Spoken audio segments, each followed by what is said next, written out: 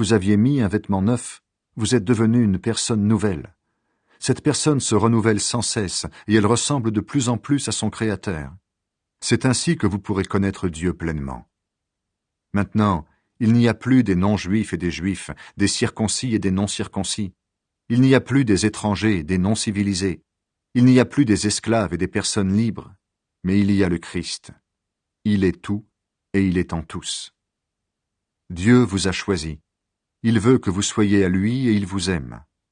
Donc, faites-vous un cœur plein de tendresse et de pitié, un cœur simple, doux, patient. Supportez-vous les uns les autres et pardonnez-vous si quelqu'un a un reproche à faire à un autre. Le Seigneur vous a pardonné, agissez comme lui. Et surtout, aimez-vous. L'amour est le lien qui unit parfaitement. Que la paix du Christ dirige vos cœurs. Dieu vous a appelé à cette paix pour former un seul corps. Dites-lui toujours merci. Que la parole du Christ habite parmi vous avec toute sa richesse. Donnez-vous des enseignements et des conseils avec toute la sagesse possible. Remerciez Dieu de tout votre cœur en chantant des psaumes, des hymnes et des cantiques qui viennent de l'Esprit Saint. Tout ce que vous pouvez dire ou faire, faites-le au nom du Seigneur Jésus, en remerciant par lui Dieu le Père. Les relations nouvelles. Femmes, obéissez à votre mari, comme vous devez le faire dans le Seigneur. Mari, aimez votre femme et ne soyez pas durs avec elle. Enfants, obéissez à vos parents en toutes choses, voilà ce qui plaît au Seigneur. Parents, n'agacez pas vos enfants, sinon ils vont se décourager. Esclaves, obéissez en toutes choses à vos maîtres sur la terre. Ne les servez pas seulement quand ils vous surveillent, comme pour plaire à des hommes, mais servez-les avec un cœur sincère, parce que vous respectez le Seigneur avec confiance. Tout ce que vous faites, faites-le de bon cœur, comme pour le Seigneur, et non pour des hommes. En effet, vous le savez, le Seigneur va vous récompenser. Vous recevrez les biens qu'il garde pour son peuple. Le Maître, c'est le Christ, c'est lui que vous servez. Celui qui fait le mal, on le punira pour le mal qu'il a fait, et on ne fera pas de différence entre les gens. Maître, traitez tous vos esclaves de façon juste et honnête. Oui, vous le savez, vous aussi, vous avez un maître au ciel. Conseil. Continuez à prier fidèlement, ainsi vous serez toujours prêts à remercier Dieu. Priez aussi pour nous, que Dieu nous donne l'occasion d'annoncer sa parole. Ainsi je pourrai parler du mystère que Dieu réalise par le Christ pour lequel je suis en prison. Priez donc pour que je parle de lui ouvertement comme je dois le faire. Avec ceux qui ne sont pas chrétiens, conduisez-vous avec sagesse. Profitez du temps que Dieu vous laisse. Que vos paroles soient toujours agréables, intéressantes. Répondez à chacun comme il faut. Salutations. Tychik vous donnera toutes les nouvelles à mon sujet. C'est un frère et un ami, un serviteur fidèle qui est avec moi au service du Seigneur. Je vous l'envoie surtout pour vous donner de nos nouvelles et pour vous encourager. Onésime, ce frère fidèle et très aimé, est avec Tychik. C'est quelqu'un de chez vous. Ensemble, ils vous raconteront tout ce qui se passe ici. Aristarque, qui est en prison avec moi, vous salue. Marc, le cousin de Barnabas, vous salue aussi. Vous avez reçu des conseils au sujet de Marc. S'il vient chez vous, recevez-le bien. Jésus, qu'on appelle Justus, vous salue également. Parmi les Juifs devenus chrétiens, ce sont les seuls qui travaillent avec moi pour le royaume de Dieu. Ils m'ont donné du courage. Épaphras, qui est de chez vous, vous salue. Ce serviteur du Christ, Jésus, combat pour vous dans ses prières. En effet, il demande que vous restiez parfaitement chrétiens et toujours en accord avec ce que Dieu veut. Il travaille beaucoup pour vous, pour les chrétiens de Laodicée et pour ceux de Hiérapolis. J'en suis témoin. Luc, notre ami médecin, vous salue, ainsi que Démas.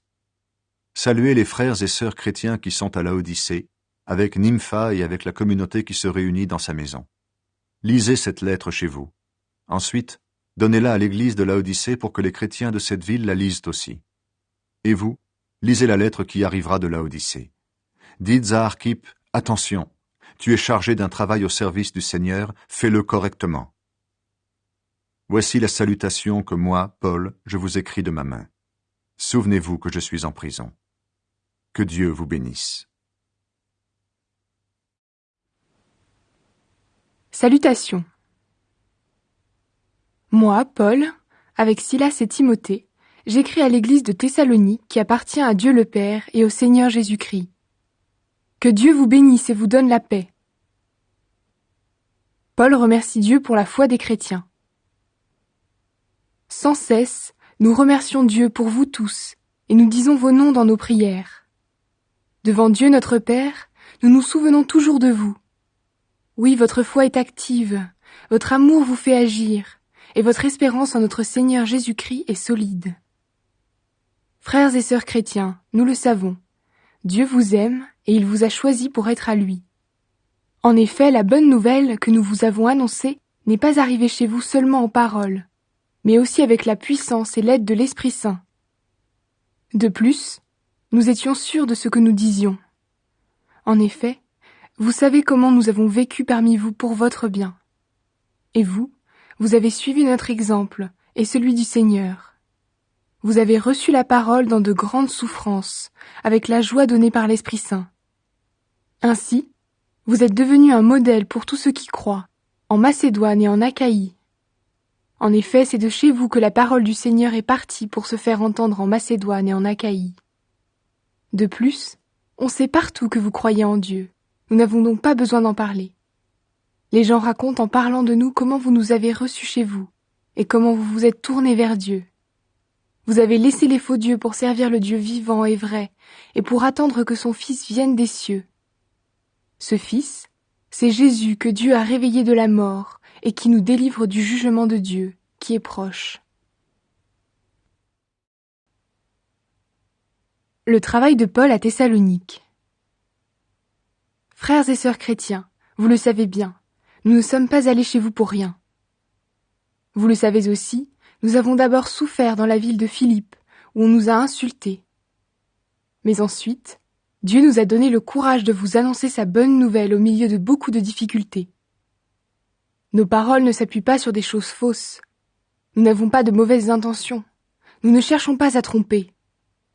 Au contraire, Dieu nous a trouvés capables et il nous a confié sa bonne nouvelle. Maintenant, quand nous parlons, ce n'est pas pour plaire aux hommes, c'est pour plaire à Dieu, qui voit le fond de notre cœur. Vous le savez, nous n'avons jamais parlé pour flatter les gens, et notre intention, ce n'était pas de gagner de l'argent, Dieu en est témoin. Nous n'avons cherché les félicitations de personne, ni de vous, ni de quelqu'un d'autre. Pourtant, nous, les apôtres du Christ, nous pouvions faire peser notre autorité sur vous. Au contraire, quand nous étions avec vous, nous avons été pleins de douceur, comme une mère qui prend soin de ses enfants.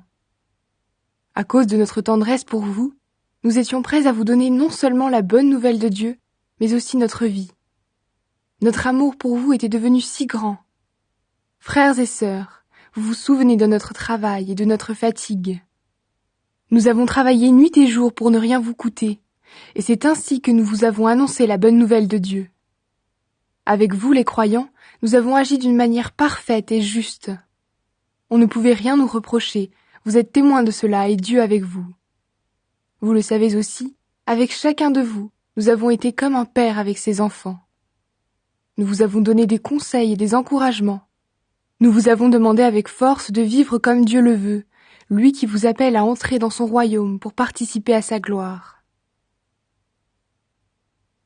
Les Thessaloniciens ont bien accueilli la parole de Dieu. Sans cesse nous remercions Dieu pour une autre raison encore. Quand vous avez reçu de nous la parole de Dieu, vous ne l'avez pas reçue comme une parole humaine, mais comme la parole de Dieu. Oui, elle vient vraiment de Dieu et elle agit en vous, les croyants. En effet, frères et sœurs, vous avez imité les églises de Dieu qui sont en Judée et qui sont unies au Christ Jésus. Vous avez souffert à cause des gens de votre pays, comme ces églises ont souffert à cause des Juifs. Ils ont tué le Seigneur Jésus et les prophètes, et ils nous ont fait souffrir nous aussi. Ils ne plaisent pas à Dieu, ils sont ennemis de tout le monde. Ils nous empêchent d'annoncer à ceux qui ne sont pas juifs le message qui doit les sauver. Ainsi, ils complètent la somme des péchés qu'ils ont toujours commis. Mais finalement, la colère de Dieu est tombée sur eux. Paul désire revoir les chrétiens de Thessalonique. Frères et sœurs, nous avons été séparés de vous pendant un certain temps, loin des yeux, mais non pas loin du cœur. Nous désirions beaucoup vous revoir, et nous avons tout fait pour cela. Nous avons voulu vous rendre visite plusieurs fois. En tout cas, moi, Paul, j'ai voulu le faire.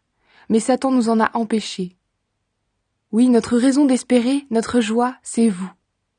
Quand notre Seigneur Jésus-Christ viendra, vous serez pour nous la récompense qu'on donne aux vainqueurs. Et devant lui, nous serons fiers de vous. C'est vrai, vous êtes notre fierté et notre joie.